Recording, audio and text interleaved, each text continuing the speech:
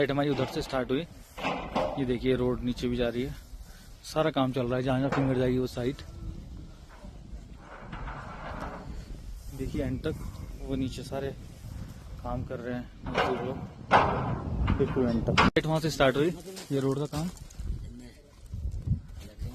ये काम चल रहा है यहाँ पे, देखिए वो पूरा स्लोप जहाँ जहाँ फिंगर जा रही है वो साइड है। ये पूरी साइड नीचे की साइड में अगर हम देखें तो ये सारा काम चल रहा है एंड तक।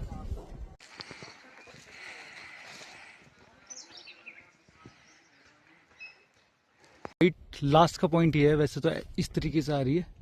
ये देखिए विलाज भी बने हुए हैं काफी सारे ना, होटल भी है वो। तो हमारी लैंड कुछ इस शेप में आएगी, काफी सारा लैंडस्केप उधर सामने। ये हमारी ऐसे आ रही है, ये नीचे तक ब्यूटीफुल माउंटेन्स व्यू है ना।